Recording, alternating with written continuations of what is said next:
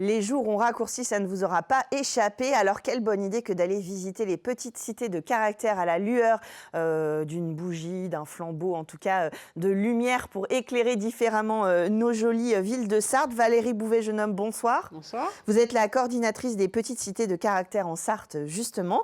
Et on est en plein festival Cité en Lumière pour aller visiter l'une de nos 10 communes de Sarthe qui font partie des petites cités de caractère en France. Peut-être juste nous dire quelles particularités ont ces villes pour pouvoir être sélectionnées et avoir ce label.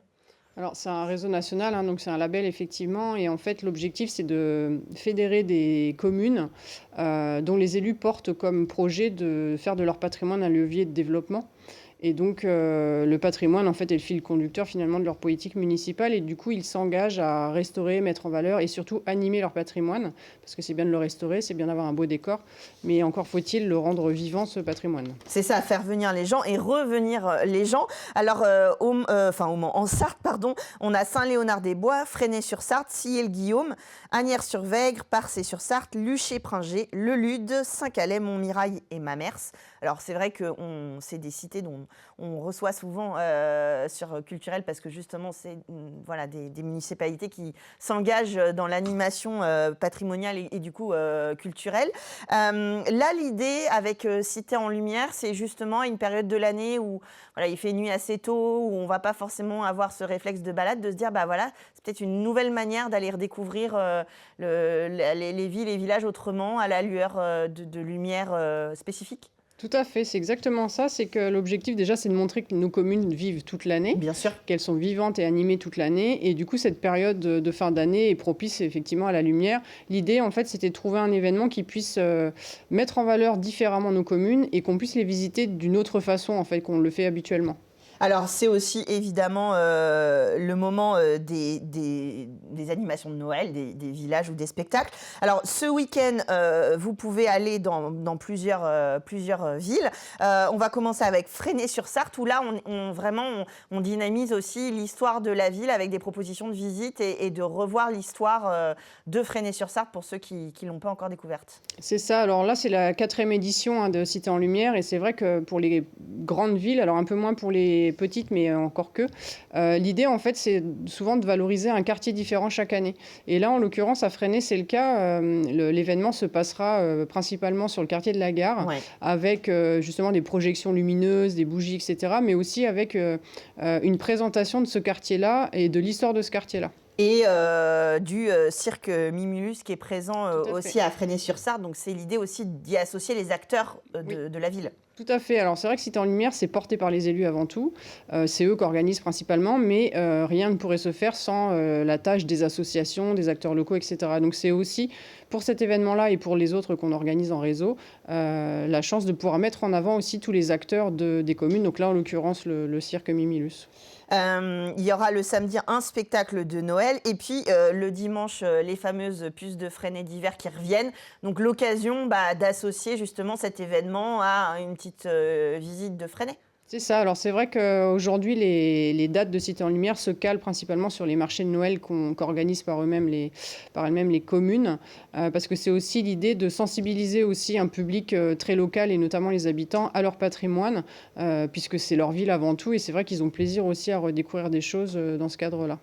Alors, à Asnières-sur-Vègre, on a une visite au flambeau. Alors, c'est vrai qu'avec avec leur patrimoine, on a l'habitude des visites un petit peu originales. Ils sont très actifs aussi, justement, sur la revalorisation de leur patrimoine.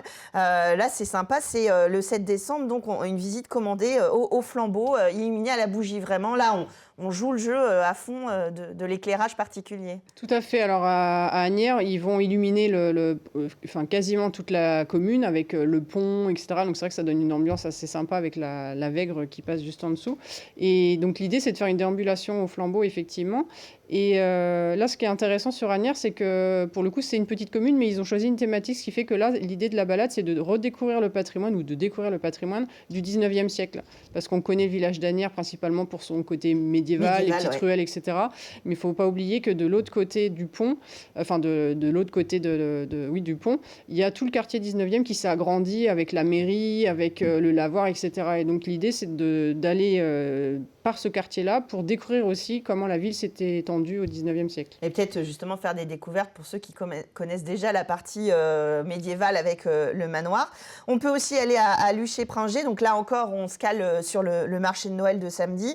Et puis des illuminations de l'église à la bougie. Hein. Donc c'est vrai que bon, voilà, ça fait partie des décors de Noël. Il y a les illuminations dans la ville. Les décors à la bougie, bon, bah voilà, c'est un peu mythique. Ça se fait pas forcément beaucoup dans notre département par rapport à la culture dans d'autres coins de la France. Mais c'est une belle façon de valoriser le patrimoine aussi. Oui, et là, à Luché-Pringé, ce qui est intéressant, c'est qu'ils ont lancé une initiative cette année. Ils ont lancé un concours photo auprès d'amateurs et des habitants pour justement prendre en photo la commune sous l'angle de la lumière et de la nuit.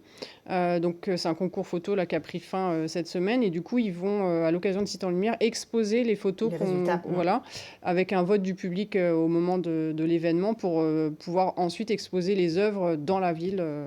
Donc ça, c'est une manière sympa aussi de découvrir, de redécouvrir à travers les clichés la lumière dans Luché-Pringé tout au long de l'année. On peut aussi aller à Parçay-sur-Sarthe. Alors là, il y a aussi une balade au flambeau. Il y a une chorale avec les enfants des écoles, une représentation théâtrale. Comme vous le disiez, voilà, ça s'agrège à des événements qui sont créés par la ville, les associations et les municipalités qui font vivre leur commune. Oui, alors là, encore une fois, sur Parçay, ce qui est intéressant, c'est que, donc, effectivement, la commune comment dire, s'attache des services des associations. Donc, il y en a beaucoup qui interviennent sur Parçay. Et donc, là, il y aura aussi une visite au flambeau. Et donc, c'est le parcours de la visite, en fait, qui va être illuminé à la bougie à Parçay. Et il y aura aussi une petite représentation avec la troupe de théâtre de Parçay, avec des scènes de Marcel Pagnol, parce que vous savez que Marcel Pagnol voilà, a habité une vingtaine d'années à Parçay. D'ailleurs, il y a eu un festival qui a très bien fonctionné cette année. Voilà. Ouais. Donc, c'était l'idée de refaire profiter encore cette année de ce petit spectacle de Pagnol. Et donc, voilà, donc une mise en lumière aussi avec une belle déambulation qui est attendue. Montmirail aussi, avec le fameux marché de Noël autour du château de Montmirail. Là encore, un endroit qu'on connaît, mais qui peut être redécouvert à la lueur, sans mauvais jeu de mots, de nouveaux éclairages, quoi, justement. Oui, alors là, Montmirail, ce sera sur 2 jours. Et effectivement, cette année, ça va être un gros programme cette année parce qu'il y a, donc vous parliez du marché de Noël, donc il y en a un au château, mais il y en a un aussi dans la ville. L'année dernière, il y en avait eu un dans la ville qui avait vraiment très bien fonctionné. Donc, ce marché de Noël est orienté principalement autour de l'artisanat d'art et des produits de terroir. Et donc, à Montmirail, ce qui est intéressant, c'est qu'il y a aussi toute une politique des élus pour accueillir les artisans en métier d'art. Et donc, dans la ville, il y a aujourd'hui 3 artisans qui exercent et donc, ils vont aussi ouvrir leurs ateliers, etc. Et en parallèle de ça, il y aura là encore une visite déambulatoire, mais à la lampe torche cette fois-ci, qui est réalisée avec le Pays d'art et d'histoire du Perche sartois. Et là, l'idée, c'est de faire un jeu d'enquête familiale à la lueur des lampes torches, en fait. Donc là, pareil, il faut prévoir sa lampe torche, ses chaussures de marche, et puis c'est sur réservation, bien sûr, auprès des offices du tourisme de chacune des villes. Saint-Léonard-des-Bois aussi, avec le marché de Noël et puis la recherche du Père Noël et des déambulations de spectacles, parce qu'il y a des échassiers. Donc là, il y a une proposition un peu festive, un peu différente aussi à Saint-Léonard. Oui, alors toujours pareil, hein, des bougies un peu partout, une déambulation effectivement au flambeau et donc il y aura aussi un spectacle de cracheurs de feu et d'échassiers. Ouais. Les 14 et 15 décembre, donc la semaine suivante, on va à Mamers et ou à Sillé-le-Guillaume. À Mamers, il y aura aussi une déambulation au flambeau et des contes de Noël. Donc là, on est vraiment sur l'idée aussi de faire des sorties en famille avant les fêtes et de prendre le temps de se poser un petit peu, de redécouvrir la ville, bien sûr, mais aussi de profiter de spectacles en famille. Tout à fait. Donc sur ces 2 communes-là, il y a effectivement des déambulations. Donc à Mamers, il y aura aussi le marché de Noël le lendemain. Cette déambulation au flambeau sur Mamers, en fait, elle est intéressante aussi parce que cette année, on change de quartier. L'année dernière, on était dans la ville basse. Là, on est plutôt dans le quartier vraiment centre-ville, avec l'idée aussi de passer dans des ruelles, des venelles qui vont être éclairées. Donc c'est vrai que ça donne des ambiances un peu particulières. Et sur Sillé-le-Guillaume, parce que c'est le même week-end, il y aura aussi pas mal de choses, notamment une visite du château à la lueur aussi des bougies. et avec des animations aussi pour enfants, parce qu'il y a aussi un atelier exprès pour les enfants. C'est ça, pour fabriquer des photos forts. Et il y a Tout à fait. aussi un traditionnel marché de Noël le dimanche. Bon, là, je pense qu'on a ouvert la saison.